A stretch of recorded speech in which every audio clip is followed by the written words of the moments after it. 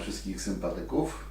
Czas świąteczny, w czasie świątecznym nie mogłoby się obyć bez takiego tradycyjnego przysmaku jak biała kiełbasa. Spróbujemy i my ją zrobić. No to jest dość prosty przepis, szybki przepis. Można powiedzieć biała kiełbasa na szybko. Może i są jeszcze szybsze przepisy niż ten, ale ten naprawdę dzieje się bardzo, bardzo sprawnie. Co mamy na stole? Przygotowany warsztat pracy. Nadziewarka wymyta, gotowa do przyjęcia wsadu. Jelita wieprzowe kaliber 28-30 już są przepłukane i no, o jelitach może parę słów więcej. Generalnie na tych paczkach z jelitami są różnego rodzaju instrukcje przygotowania. Na niektórych pisze tylko moczyć 20 minut i to wszystko. W mojej prywatnej opinii należy wyrzucić z paczki wszystkie jelita, zalać je wodą, zakrążyć parę razy, wylać tą wodę, zalać ponownie, jeszcze raz to zrobić, wylać ponownie, dopiero za trzecim razem, jak już widać, że tą sól, w której one były zakonserwowane, jako takośmy wymyli, to możemy na jakieś tam 10 minutek to pozostawić. Po tych 10 minutkach powinniśmy przystąpić, tak przynajmniej ja robię, do przepłukania wnętrza jelita. To jest tak na tyle duży kaliber, że można albo palcami rozciągnąć i postawić pod strumień z kranu, albo wręcz nasadzić na końcówkę. Można sobie specjalną końcówkę taką wędliniarską mieć na czas płukania, że odkręcamy tą oryginalną, która jest na kranie, przykręcamy tą swoją. To jest oczywiście ta sama końcówka, tylko że używana tylko do celów naszych właśnie wędliniarskich. I po prostu napełniamy tą kiełbasę wodą, tak, te jelita. To bardzo ładnie przepłukuje. Przy okazji mamy pewność, że rozpleciemy wszystkie, że nie ma nic poplątanych, nie ma żadnych węzłów, każdy odcinek jest sprawdzony. Jeżeli widać, że gdzieś jest jakaś większa dziura, to też się od razu na wodzie pokaże. No i potem wrzucamy to do kolejnej czystej wody i niech już tak se stoi nawet godzinkę, dwie. To nie ma specjalnie większego znaczenia, czy to postoi 2 godziny, czy 4, na pewno dłuższy czas tym jelitom nie zaszkodzi. W każdym razie stoją, są gotowe do użycia. Teraz tak, w trakcie przedświątecznych działań dzieje się wiele w temacie wędlin i mięs. Do wędzenia, do szynkowara poszły te kawałki o odpowiednich kształtach, ładnie przycięte. To cośmy od tego mięsa odkroili, ale jest to mięso dobrego gatunku, czyli jest to szynka, karkówka, okrawki, ale z dobrych kawałków, a nie jakaś tam 5. czy 6. kategoria. Około 3 kg tutaj jest, 2,5, tak 3. Do tego mamy boczek, do tego mamy pachwinę, może być podgardle. Różne przepisy różnie podają. U mnie jest to przepis trochę wynikowy, ale już robiłem według tych przepisów i na pewno to się uda. Zobaczymy, co będzie z tym dalej. Teraz tak, na pewno pachwinka, czy też podgardek, gdyby było, mielimy na drobniutkich oczkach, 4 może być. Boczek, no można część jego skroić, ale też można i całość zmielić. Wszystko zależy od tego, co jest, jak on wygląda. Jeżeli jest naprawdę jakiś gdzieś fajny, chudszy taki kawałek, można go zostawić i będziemy go kroić nożem, ale w sporej swojej części pójdzie do zmielenia. To mięsko na pewno będzie krojone. W tym karze będziemy to mieszali. Oczywiście na każdy kilogram mięska dodamy na sam koniec około 100 g wody. To jest prawie 6 kg, więc 0,5 litra do 0,6 litra wody. Jak przyprawimy? No skorzystamy trochę na leniucha. Przyprawa do kiełbasy białej, specjał babci Emilii. Według producenta owoc jałowca, kolendra, pieprz, ziele angielskie, liść laurowy, majeranek, czomber, rozmaryn, tymianek. Bardzo dobry skład.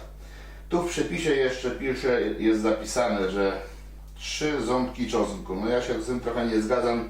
Tych ząbków u mnie będzie więcej. No i nie ma czegoś, co według mnie powinno być. No sól oczywiście jest tam też w przepisie zaznaczona, ale biała kiełbasa bez białego pieprzu według mnie musi być. I będzie. No dobra, zaczynamy działać.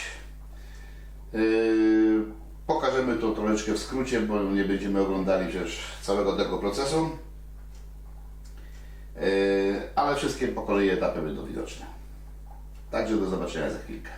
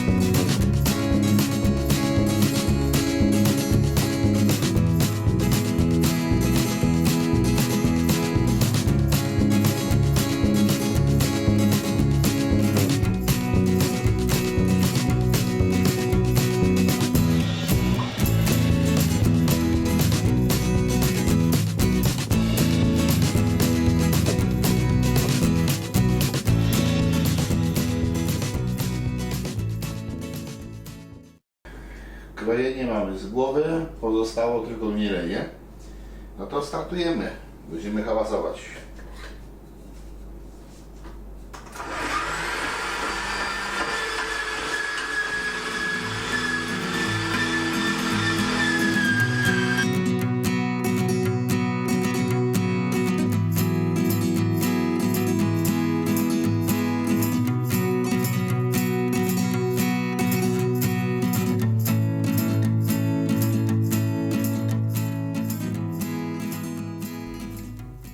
Mielenie mamy już z głowy.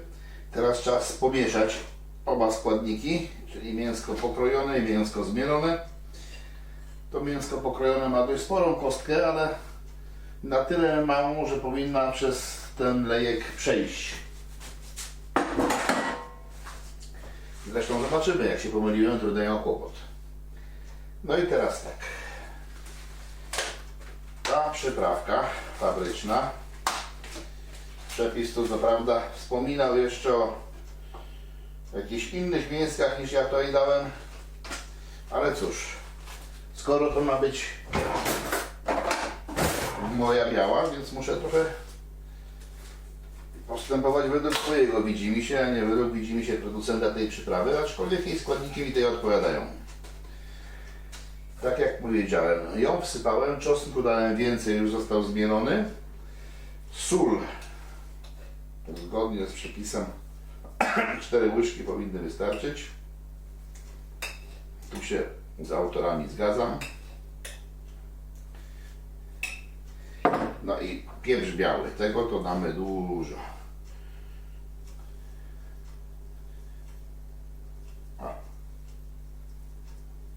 Powinno wystarczyć.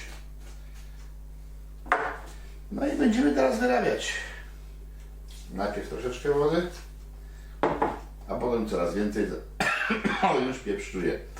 Coraz więcej, coraz więcej, coraz więcej, aż będziemy mieli jednolitą masę. W niektórych przepisach jest tak, że oba składniki są mielone, tylko jedne na grubszych oczkach, drugie na drobniejszych. Ja lubię tak większe kawałeczki, takie jak są powtrącane, trochę do kiełbaski to do. Przepraszam, już działa. Lubię większe i grubsze kawałeczki w kiełbasie, a poza tym bardzo lubię białą po parzeniu, tak na drugi czy na trzeci dzień, zjadać także z grilla. No, mści się ten pieprz. Wyrabianie potrwa ze 20-30 minut. Konsystencja powinna być odpowiednio rzadka. Mamy teraz do czynienia z nadziewarką. Nadziewarka jest bardzo czuła na zbyt gęste mięso. Jeżeli by się okazało, że za mało wyrobimy, za mało byłoby wody w tym, to na pewno nam nadziewarka się zbuntuje w jakiś sposób. Albo się zakleszczy coś na lejku, albo się zakleszczy coś pod tłokiem, albo wręcz uszczelnienia puszczą i będzie rozbierania i kupa roboty. Więc lepiej jednak zrobić ten farsz dobrze wyrobiony i odpowiednio wilgotny. Następnym etapem, przy którym się spotkamy, to będzie już nadziewanie. Także do zobaczenia za momencik. Dobrnęliśmy do kolejnego etapu. Mięsko już wyrobione. Klei się tak, że od dłoni go trudno oderwać, więc spoiwo jest dobrze wyrobione. No i teraz następny etap to napełnianie nadziewarki. Jeżeli chodzi o nadziewarkę, trzeba ją napełnić mięsem, a nie powietrzem. Więc po wstępnym umyciu i przygotowaniu tworzymy o takie nieregularne, bardziej lub mniej regularne kuleczki. W każdym razie mniejsze od otworu, który jest tutaj, i wrzucamy do środka. One tam się tak fajnie, ładnie rozkładają, ale i tak będziemy jeszcze im dłońmi za chwilę pomagali i dobijali, żeby się ładnie ułożyło i żeby jak najmniej, idealnie wcale powietrza, żeby w środku nie było. To jest akurat dość spora nadziewarka. Nadziewarki są dostępne też i mniejsze.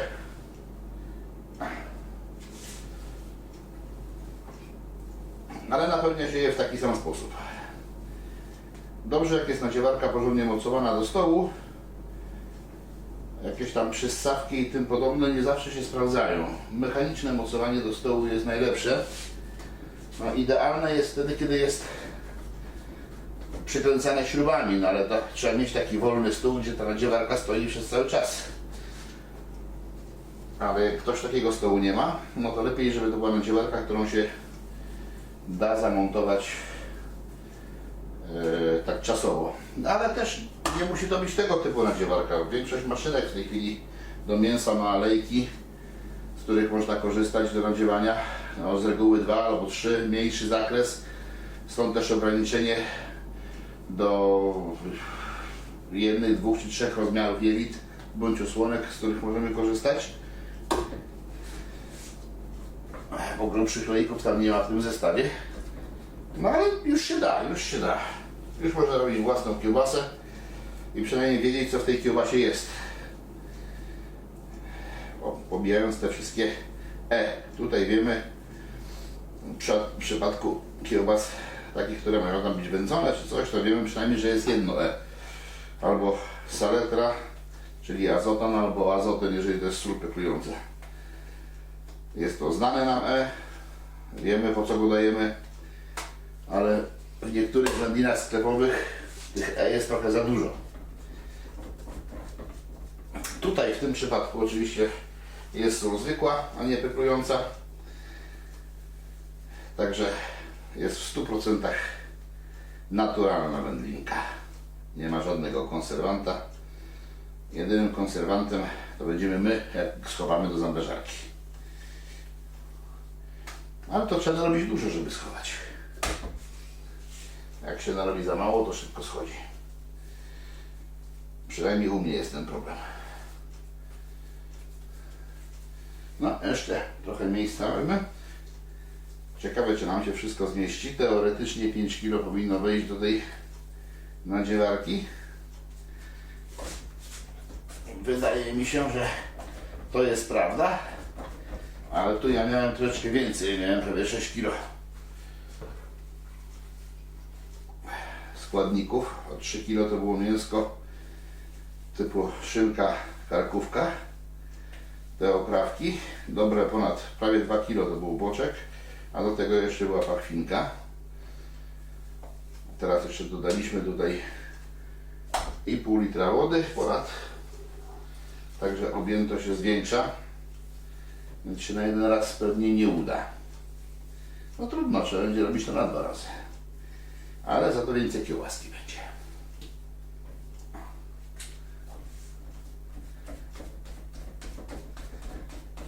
No i dobrze, i tyle starczy. Teraz ja zacznę od umycia rąk.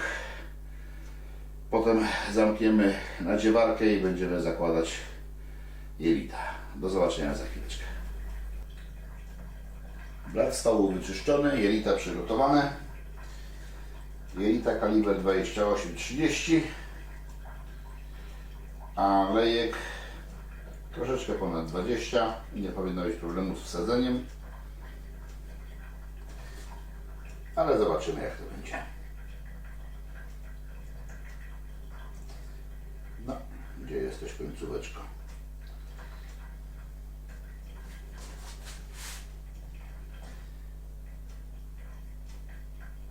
Z tym mam zawsze problem, bo i paluchy grube, i wzrok jeden. O.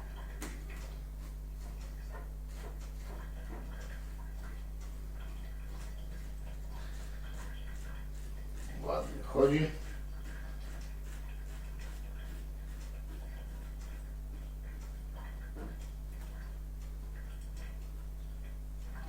Końcóweczkę trzeba zawiązać. Chociaż są różne szkoły, ja ta zawiązuję.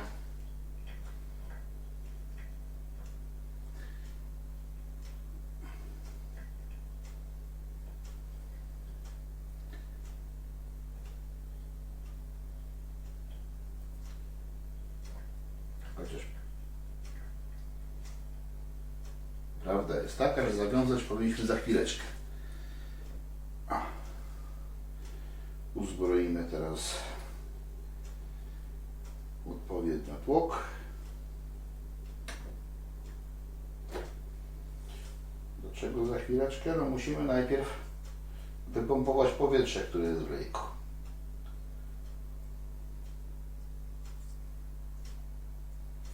Powolutku wprowadzamy mięsko do środka. O. Już mamy. Teraz możemy to zawiązać.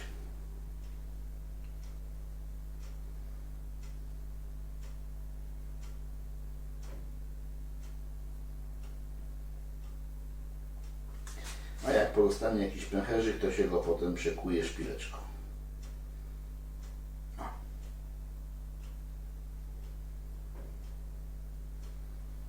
No i dobra. To jedziemy.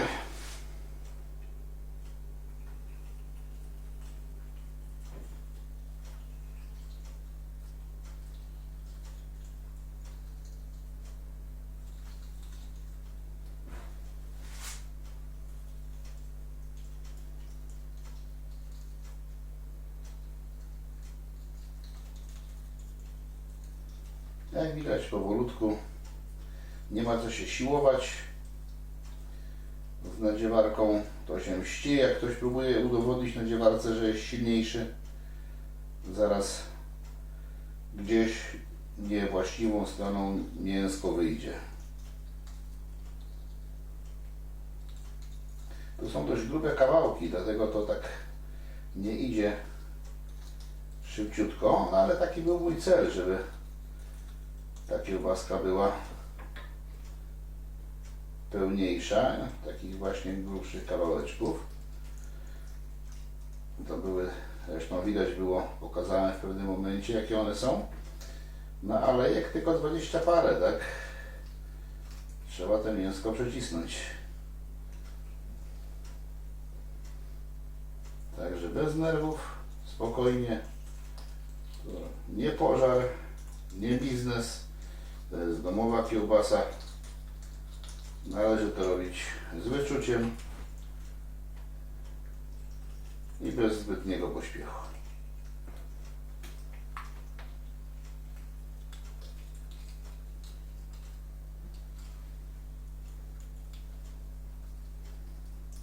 Zaraz będzie koniec jednego jelita.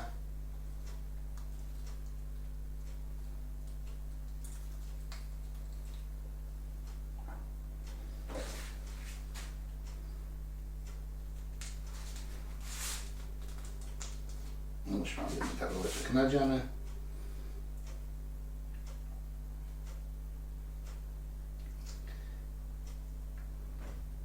Trochę Trochę sobie malutko zostawiłem, jak na moje grube palce, ale się uda zawiązać. No i teraz tak.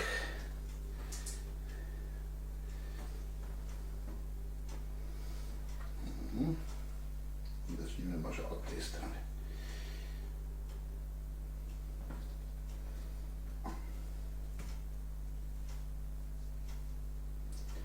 Trzeba odpowiednio sobie nacisnąć po to, żeby zrobić luźniejszy kawałeczek, no i zakręcamy i mamy już pęteczko. Drugie nie muszą być równe, nie ma to większego znaczenia, tak jak nam wygodniej. O, gdzieś tutaj i zakręcamy. No i gdzieś tutaj.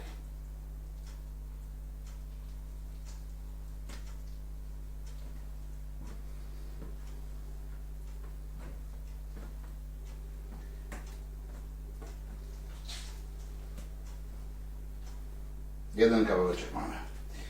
Jeszcze zrobimy na wizji z jeden, a potem zresztą ja już się będę w trybie indywidualnym i samotniczym zmagał.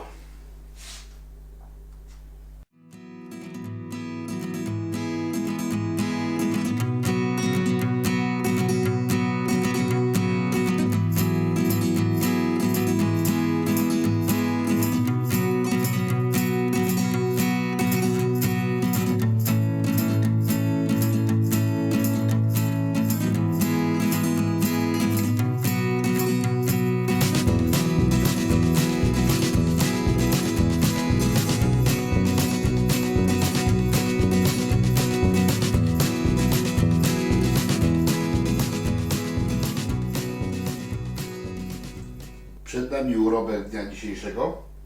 Wszystko to się dało wcisnąć. Nadziewarka już sprzątnięta, woda do parzenia się grzeje. O parzeniu za chwilę. Teraz jeszcze tak. Zostały nam jelita. Co się z nimi robi? Przede wszystkim trzeba pozbyć się z nich wody. Oczywiście wszystkie się nie da, ale tak dużo jak się da. Wrzucić do szczelnego pojemnika i zatopić w soli. Tą sól trzeba będzie wymienić raz czy dwa, bo ona musi odciągnąć całą tą wodę, która tu się jeszcze będzie gromadziła. No ale to się normalnie zrobi. Parę łyżek soli, powiedzmy 4 na początek.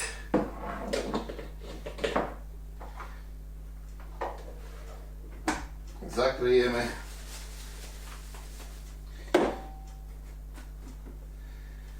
Jutro otworzymy, wysypiemy wilgoć. Jak będzie sól bardzo mokra, to wysypiemy całą sól, dosypiemy świeżej. Jak będzie tak już na sam koniec sól praktycznie sucha, to jelita będą naprawdę bardzo dobrze zabezpieczone. No tu już widać, że cała sól została rozpuszczona w wodzie, ale na razie jest to solanka, więc jest zabezpieczone. Do jutra tak zostawiamy. Jutro tą wodę, tą już solankę wylejemy i zasypiemy świeżą solą. Tak aż do skutku, aż przestanie być uwalniana jakaś dalsza resztówka wody. Jelita tak zatopione w suchej soli są w stanie leżeć bardzo długo i nic im nie będzie. Powrócimy za chwilę, jak się woda do parzenia zagrzeje. No, nie będziemy gotować, będziemy parzyć. Temperatura 75-80 stopni. Przy tej grubości kawałków, jak ja mam w środku, 30, góra 40 minut parzenia w tej temperaturze. Taka jeszcze mała dygresja. Można było oczywiście tą kiełbasę robić w sposób taki, że dzisiaj wymieszamy mięso, jutro nadziewamy. Ale w związku z tym, że jest to kiełbasa na szybko, jednodniowa, że tak powiem, to jest kwestia tylko wyrobienia. Jeżeli porządnie ją wyrobimy z przyprawami, porządnie ją wymieszamy, to jest możliwe skrócenie tego czasu do jednego dnia, no wręcz do kilku godzin, tak? W zależności od tego, ile jest tego mięsa, mi to zajęło chyba no ze 4 godziny, takie dobre 4 godziny od początku do końca, łącznie z rozstawieniem sprzętu, przygotowaniem mięsa, pokrojeniem i tak dalej. Temperatura się zbliża do 80 stopni. To jest ten moment, kiedy powinniśmy włożyć tutaj naszą kiełbasę i utrzymywać taką temperaturę pomiędzy 75 a 80 przez najbliższe 30-40 minut. Działamy.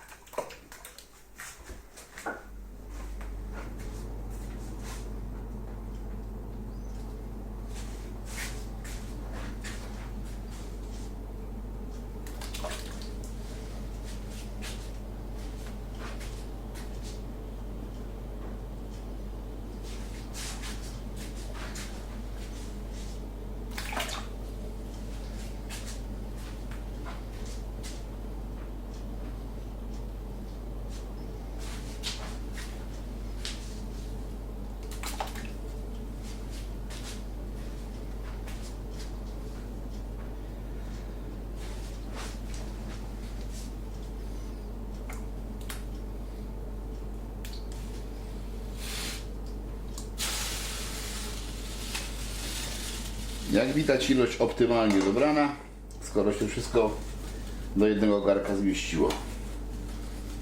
I teraz na pewno będzie chłodniej,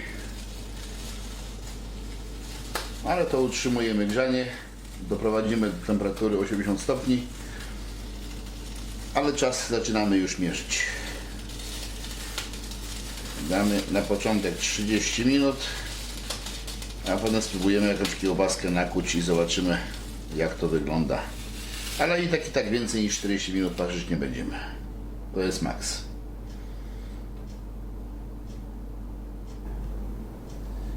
Okres parzenia naszej białej kiełbasy dobiegł końca. Czas zdjąć ją z kuchenki i zdegustować.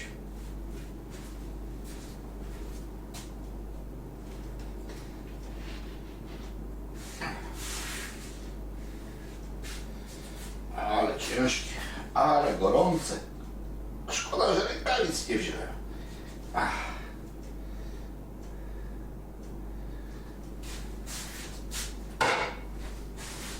Poprzekładamy teraz.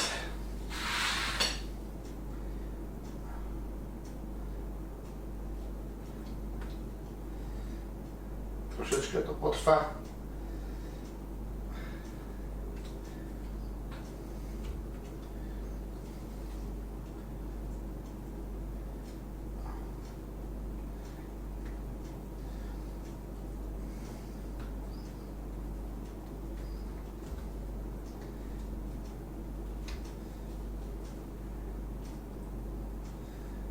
Są takie pojedyncze kawałeczki, bo raz i tam mieli to pękło,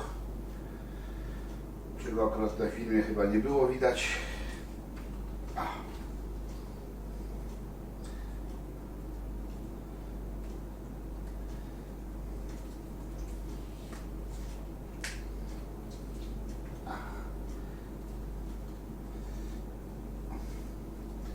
Zaczyna to wyglądać imponująco, jeżeli chodzi o ilość.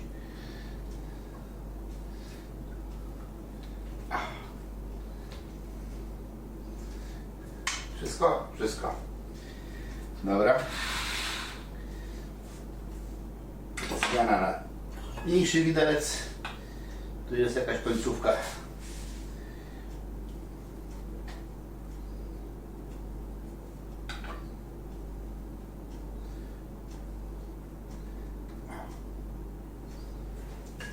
Aha, uciekło.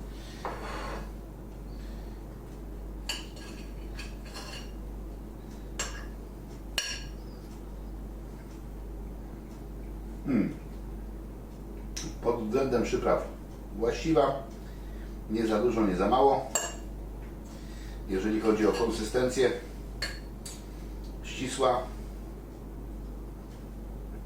dobrze jest smażona i to co lubię szczególnie, powtrącane duże kawałeczki. Ta kiełbaska się znakomicie nadaje jako wkładka do zupy, podawana na gorąco. Świetnie też jest na grillu, jak się podpieka. No, jeszcze kawałeczek.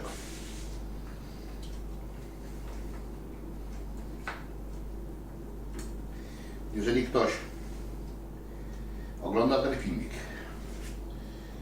właśnie dzisiaj, w piątek, przed Wielkanocą i ma w domu chociażby maszynkę do nadziewania, to jeszcze ma czas. Jeszcze da radę zrobić. Naprawdę proste, naprawdę szybkie i naprawdę pyszne. Mi smakuje. Wam również smacznego życzę zdrowych i wesołych świąt.